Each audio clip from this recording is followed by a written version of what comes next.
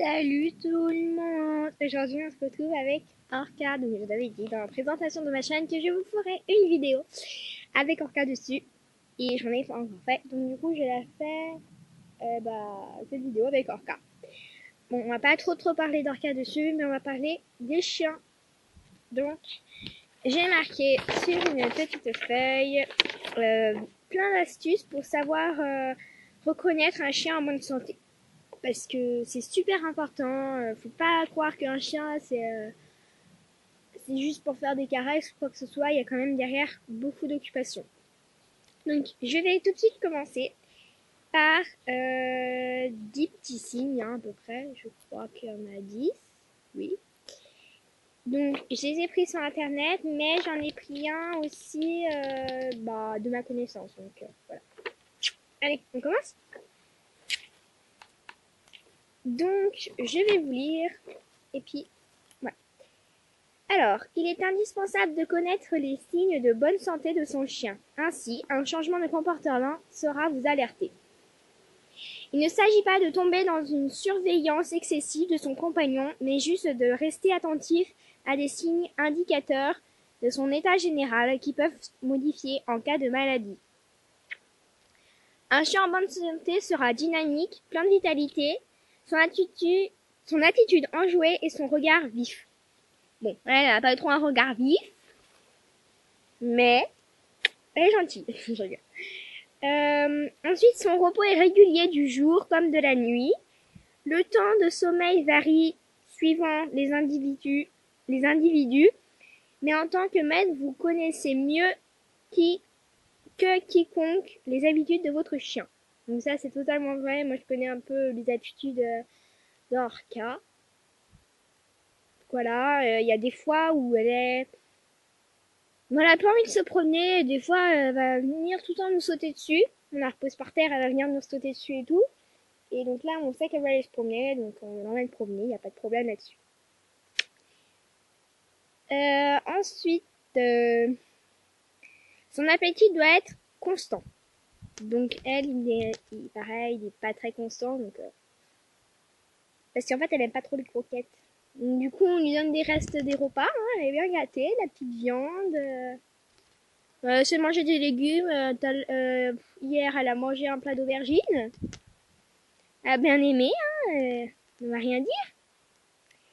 Ensuite, un chien malade aura tendance à bouder sa gamelle pendant plusieurs jours d'affilée. Cependant, lors de fortes chaleurs, il ne faut pas s'inquiéter d'une baisse d'appétit. Voilà, donc on était en période de canicule il n'y a pas longtemps et voilà, Orca était allongée dans la pelouse et elle était pas bien, quoi. Elle était tout le temps allongée. Je disais, Orca, viens, rien à faire, elle voulait pas bouger. Voilà, elle voulait pas trop manger. Elle a perdu du poids, mais là, elle en a bien repris, hein, parce qu'il fait un peu froid. Ensuite, je sais pas où j'en suis. À contrario, s'il se met subitement à avoir faim après sa ration, il ne semble plus être rassasié. Il faut être vigilant, certaines maladies peuvent provoquer une faim excessive. Moi, c'est pas du tout le cas, hein, mais si votre chien a ça, il faut mieux consulter un vétérinaire. Hein. La consommation d'eau, elle aussi, doit être régulière en sachant qu'un chien nourri avec des croquettes, nourriture sèche, consommera plus d'eau qu'un chien alimenté avec de la nourriture humide. Si le chien se met à boire davantage excessivement, il faut également s'en inquiéter. Hein, parce que peut-être qu'il peut avoir la gorge sèche. Voilà. Elle boire, oui, elle boit, mais je la vois pas trop beaucoup boire. Ah, reviens là, toi. Bébé. Allez, couche. Couche. Il y en a. Allez, voilà. Hop. Alors, ensuite, les urines et les selles de votre chien peuvent aussi vous renseigner sur son état de santé. Les urines doivent être émises en jet continu sans effort. Je sais pas trop ce que ça veut dire. En sachant que chez le mâle, les mictions sont plus fréquentes et plus courtes que chez la femelle. elles sont de teinte jaune et limpide. Les urines foncées doivent être alertées. Donc quand votre chien urine une urine très très foncée, voilà, hein, faut un peu s'en inquiéter. Et peut-être en parler à un vétérinaire si c'est constamment ça. En ce qui concerne la défécation, la fréquence varie suivant la qualité des aliments et l'activité physique. Elle est en moyenne d'une à deux défécations par jour. Les selles sont molles mais bien moulées et de teinte brune. Donc il s'agit des caca. Hein. Le poil est brillant, la peau souple et élastique, aucune lésion. Le chien n'est pas au sujet de démangeaison.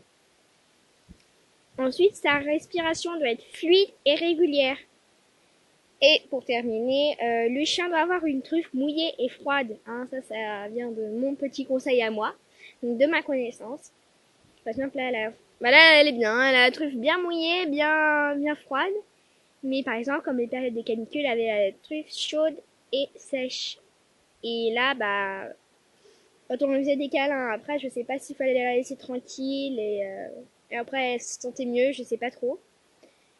Et puis, elle est souvent à l'ombre, elle sortait pas de sa niche. Donc, du coup, voilà. Voilà, j'espère que cette vidéo vous aura plu et on vous fait de gros bisous pour une prochaine vidéo. Bye bye!